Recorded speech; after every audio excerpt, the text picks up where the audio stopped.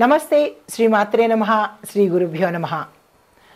మనకి ఖగోళ శాస్త్రంలో ఈ గ్రహాలు చక్కగా ఒక దాంట్లోంచి ఒకటి తిరోగమనం అవ్వడము, మళ్ళా వెనక్కి వెళ్ళడము, ముందుకు రావడము, వాళ్ళ ఇష్టానుసారంగా ఈ గ్రహాలన్నీ కదులుతూ వాటితో పాటు ఈ రాసుల్లోకి కూడా వాటి యొక్క సంచారం చేస్తూ అవి ఇచ్చే ఫలితాలు ఏమిటి, అద్భుతమైన ఫలితాలు ఇస్తూ ఉంటాయి. కొన్ని గ్రహాల కలయిక మిశ్రమ ఫలితాలు ఇస్తుంటాయి. ఇలాగా ఖగోళంలో వింతలు వింతలు వింతలు జరుగుతుంటాయి. ఆ వింతలు మానవుల మీద, దేశకాలమాన పరిస్థితుల మీద, దేశం మీద, ప్రజల మీద, ప్రకృతి మీద, ఇలా ప్రతి ఒక్క అంశం మీద వాటి యొక్క ప్రభావాలు కనబడుతుంటాయి.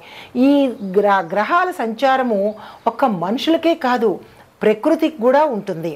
అలాగే దేశ కాలమాన పరిస్థితి మీద, అంటే ఆర్థిక వ్యవస్థ మీద, దేశంలో ఉండే శాంతి భద్రతల మీద, ఇలా ప్రతి దాని మీద ఈ గ్రహాల యొక్క గమనములు, కదలికలు ప్రభావాన్ని చూపిస్తుంటాయి. అయితే ఇప్పుడు మనకి మార్చి 25వ తారీఖు నుంచి 24 రోజులు లేదా 26 రోజులు, అంటే మనకి ఎక్కువ తక్కువ రోజులు ఉంటాయి కదా, టోటల్గా 24 రోజులు కానీ 26 రోజుల పాటు శుక్రుడు మీనరాశిలోకి సంచారం చేస్తున్నాడు. శుక్రుడు అంటేనే అందరికీ చాలా ఇష్టం. ఎందుకంటే ఆయన సంపదలు ఇస్తాడు, లగ్జరీ లైఫ్ ఇస్తాడు, సుఖాలు, భోగాలు, తరువాత ఐశ్వర్యము, ఈ ఒకటేంటి దాంపత్యము, అన్యోన్య దాంపత్యము, ఇలాగా అన్నీ చక్కటి లాభాలను ఆయన ఇస్తూ ఉంటాడు. ఎప్పుడు శుక్రుడు వస్తాడా, ఎప్పుడు మనకి అన్నీ వస్తాయా అని అందరూ చాలా సంతోషిస్తుంటారు. అయితే ఈ గ్రహాలలో బుధుడు, గురుడు, శుక్రుడు చాలా ఇష్టపడతారు అందరూను. భయపడేది పాపం శనిగ్రహానికి, రవిగ్రహానికి, రాహుకేతులకి భయపడతారు. అంటే ఇది భయపడాల్సిన పని లేదు. ఎంత మంచి గ్రహాలైనా వారి వారి స్థానాన్ని బట్టి ఉచ్చ స్థితిలో కొన్ని ఉంటే, నీచ స్థితిలో కొన్ని ఉంటాయి. అంటే వారు సంచారం చేసే రాసుల యొక్క ప్రభావం మీద మంచి శుక్రుడు కాదు, బుధుడు కాదు, ఎవ్వరు పడ్డా కానీ ఆ జాతకుడికి ఏ స్థానంలో ఎవరెవరున్నారు, పాపగ్రహాలు ఉన్నారా, మంచి గ్రహాలు ఉన్నారా అనే అంశాన్ని తీసుకుని ఆ ఫలితాలని ఇస్తూ ఉంటాడు. ఇక్కడ మీకు ఒక చిన్న ఉదాహరణ చెప్పాలి. ఒక మంచి స్నేహితుడు ఉన్నాడు. ఆ మంచి స్నేహితుడు అంటే ఒక మంచి గ్రహం అని అనుకోండి. ఆ మంచి స్నేహితుడు ఒక చెడ్డ స్నేహితుడితో, ఒక చెడ్డ వ్యక్తితో స్నేహం చేశాడు. ఆ చెడ్డ స్నేహితుడు ఎవరు అంటే ఒక చెడ్డ గ్రహం అనుకోండి, అంటే పాపగ్రహం అనుకోండి. అప్పుడు ఈ మంచి గ్రహము, అంటే ఈ మంచి మిత్రుడు కూడా ఏమవుతాడు, ఈ చెడు గ్రహము, అంటే ఈ చెడు మిత్రుడి స్నేహం వల్ల అతని మాటలకో, అతని చేష్టలకో అతను ఏం చేస్తాడు, ఇతని ఇన్ఫ్లుయెన్స్ చూపిస్తూ ఉంటాడు. అంటే ఈ మంచి కూడా మారి చెడైపోతుంటాడు. మళ్ళీ ఎప్పుడైతే ఈ చెడు మనిషి, చెడు ఫ్రెండ్ని వద్దు అని అనుకుని మళ్ళీ మంచి ఫ్రెండ్తో కనుక స్నేహం చేశాడు అనుకోండి, ఈ మంచి వెళ్ళి ఆ మంచి రెండు కలిసి విశేషమైన ఫలితాలు ఇస్తాయి. అంటే ఈ ఉదాహరణ ఎందుకు చెప్పాను అంటే, ఈ గ్రహాలు కూడా చెడు, అంటే పాపగ్రహాలతో కలిసినప్పుడు సంపూర్ణమైన ఫలితాన్ని ఇవ్వరు. అది మనిషికి కావచ్చు, దేశానికి కావచ్చు, ఎవరికైనా కావచ్చు. అదే కనుక శుభగ్రహాలతో ఈ గ్రహాలు కలిశాయనుకోండి, అప్పుడు ఏమవుతాయి, 100 అనుకుంటే 1000 అవుతాయి అన్నమాట. అంటే విశేషమైన ఫలితాలను ఇస్తూ ఉంటారు. అయితే అందులో భాగంగా ఈ శుక్రుడు మార్చి 25వ తారీఖు నుంచి ఏప్రిల్ 13వ తారీఖు వరకు 26 రోజుల పాటు మీనరాశిలో తిరోగతి చెంది మళ్ళీ అక్కడికే వస్తున్నాడు అనమాట.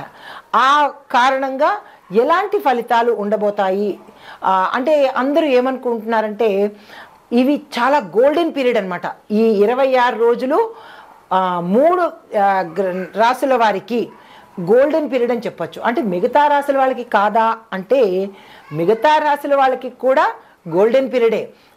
ఎందుకు అవన్నీ నేను క్లియర్గా చెప్తాను కదా. అయితే వీళ్ళకి ఈ 3 రాశుల వాళ్ళకి మాత్రము విశేషమైన బంపర్ ఆఫర్స్ అన్నమాట. సరే, మనం ఇంకా దీనిలోకి వచ్చినట్టయితే కనుక ఈ శుక్ర సంచారము మనకి తిరోగమన మీనరాశిలోంచి తిరోగమన ప్రయాణం అయ్యి మొత్తంగా ఈ 12 రాశుల వారికి ఎలా ఉండబోతోంది, ఏ ఫలితాలు ఇస్తున్నారు, ఏ రంగంలో ఉన్న వాళ్ళకి ఎలాంటి ఫలితాలు ఇస్తున్నారు అనే అంశంలో మనము వెళ్ళిపోదాము.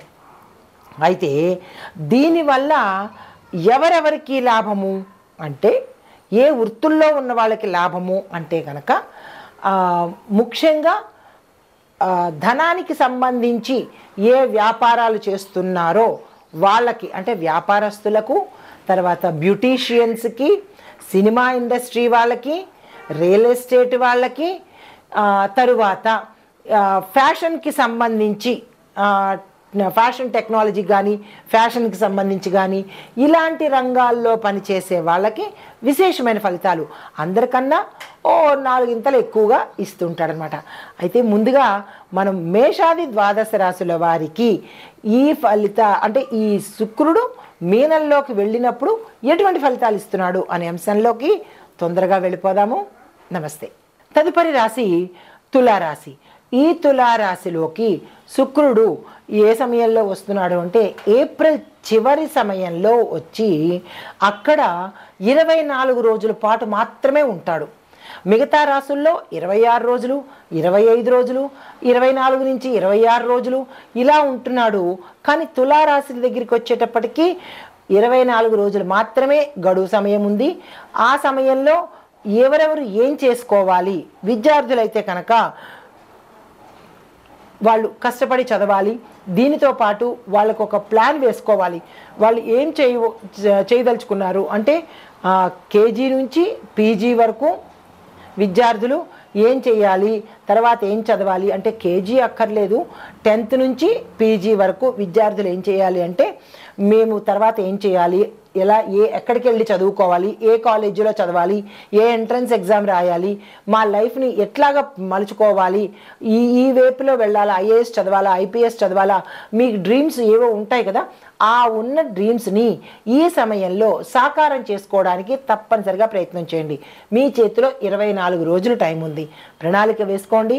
దానికి తగ్గట్టుగా అనుగ్రహించడం కోసం శుక్రుడు రెడీగా ఉన్నాడు కాబట్టి ఈ సమయాన్ని వృధా చేసుకోకుండా ఫాస్ట్గా మీ పనులు పూర్తి చేసుకుని ఎక్కడ ఎలా అప్లై చేయాలి, ఎవరిని కన్సల్ట్ చేయాలి, ఇలాంటివన్నీ ప్లాన్ చేసుకోండి. చక్కని ఫలితాలు పొందుతారు. తర్వాత ఉద్యోగస్తుల దగ్గరికి వచ్చినట్టయితే కనుక ఉద్యోగస్తులకు కూడా విశేషమైన ఫలితాన్ని ఇవ్వబోతున్నాడు. నాకు ఇక్కడ కాదు, నేను వేరే కంట్రీలో చేస్తాను లేదా వేరే స్టేట్లో చేస్తాను, అక్కడికి వెళ్ళాలని ఉంది అని మీరు అనుకుని అక్కడ కనుక కంపెనీల్లో ప్రయత్నం చేయడమో లేదంటే మీరు పనిచేసే రంగంలో నుంచే అక్కడికి వెళ్ళే అవకాశం ఇవ్వడము, ఇలాగా స్థాన చలనాలతో పాటు బదిలీలు, ప్రమోషన్స్, ఇంక్రిమెంట్స్ ఎక్కువ పడడము, ప్యాకేజీలు పెరగడము, ఇలాంటి ధనానికి సంబంధించినటువంటి అన్ని ప్రయత్నాలు శుక్రుడు మీకు అనుగ్రహించబోతున్నాడు. అయితే దానితో పాటుగా ధనం ఎంత విచ్చలవిడిగా వస్తుందో అంత విలాసవంతమైన జీవితాన్ని గడపడానికి కూడా టైం ఇస్తున్నాడు. తర్వాత లగ్జరీ లైఫ్ని కూడా ఇస్తున్నాడు. దీనితో పాటు అన్ని రకాల మీరు ఏది సంకల్పం చేసుకుంటున్నారో ఆ సంకల్పాన్ని ఈ సమయంలో సాకారం చేయడం కోసము వ్యాపారస్తులకైతే పెట్టుబడులు పెట్టుకోవడము, వ్యాపార విస్తరణ చేసుకోవడము, పారిశ్రామిక రంగం వాళ్ళైతే కనుక వాళ్ళ ప్రాజెక్ట్స్ని డెవలప్ చేసుకోవడము, కొత్త ప్రాజెక్ట్స్ని యాక్సెప్ట్ చేసుకోవడము, కాంట్రాక్ట్ల మీద సంతకాలు పెట్టడము, భాగస్వామ్య వ్యాపార ఒప్పందాలు చూసుకోవడము, ఆర్థిక సంబంధితమైన లావాదేవీలు ఏవైనా ఉంటే చేసుకోవడము, లేదా ఫారెన్లో మా సంస్థలు విస్తరించాలి అని అనుకోవడానికి దానికి ప్రయత్నాలు చేసుకోవడము, ఇలాగా ఈ 3 రంగాల వాళ్ళు వ్యాపార, వాణిజ్య, పారిశ్రామిక రంగాల వాళ్ళకి ఇది చాలా అనుకూలమైన సమయం కాబట్టి మీరు ఏ ప్రయత్నాలు చేసినా సక్సెస్ అయ్యే అవకాశము శుక్రుడు ఇవ్వబోతున్నాడు.